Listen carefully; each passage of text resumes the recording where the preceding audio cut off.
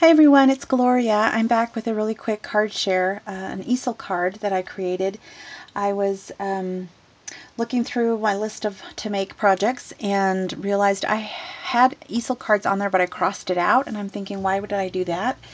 And so I remembered making one, but I can only remember one that I made. So I looked in my old videos and realized that I, in fact, had only made one, and it was June of last year, which is, oh my gosh, I can't believe it's been over a year since I made an Easel card, and I only made one.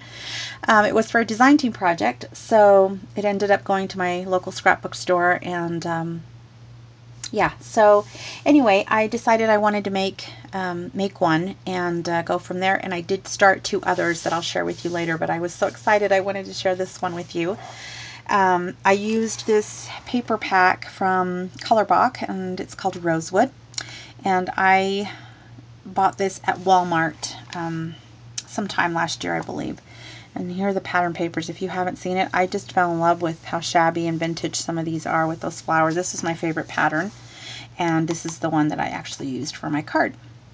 So let me show you my card. I started with a black textured basil cardstock for my base, and then here is my card, the card front. I think it's cute.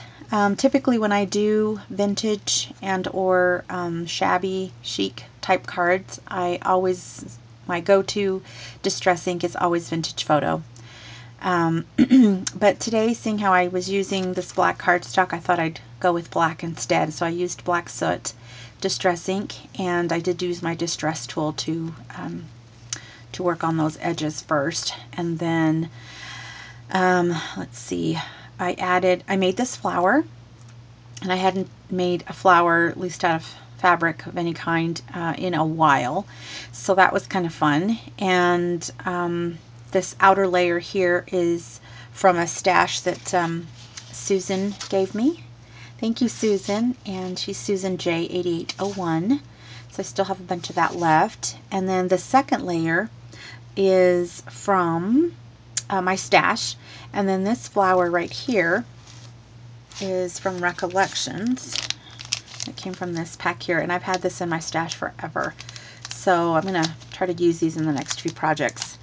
And then I added these leaves.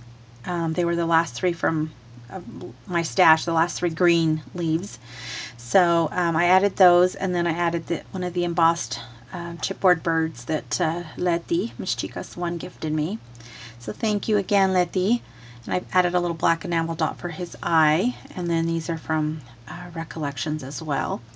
And then I added some shooting pearl sprays here, and then this is a postage stamp, and I believe Letty from Scraps to Crafts gave me this in a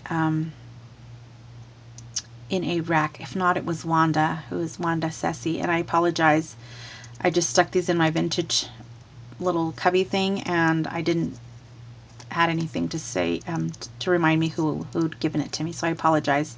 But I added that on a little Tim Holtz little stick pin here, and tucked that in under the flower. I like how that turned out.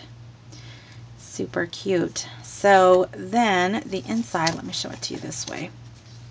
The inside, I just did use the same papers and layered that on some cream colored cardstock, and then I added another one of those tickets at the top, and then added the lace and a strand of black pearls in the center, and then those black what do you call them, bling on that corner there. And so kind of left it open for my message, and a sentiment could go here. So the reason why I did my camera on this angle, so I could show you how it looks standing up. And I think it looks cute. I did not put a sentiment on it for the same reason that I haven't decided who I'm giving it to. I have a couple of birthdays coming up in August in our family, and one of them being my mom's, and so I'm not sure if I'm going to give her this one or make her another. I've actually got 2 others started, and I'm anxious to share those with you soon.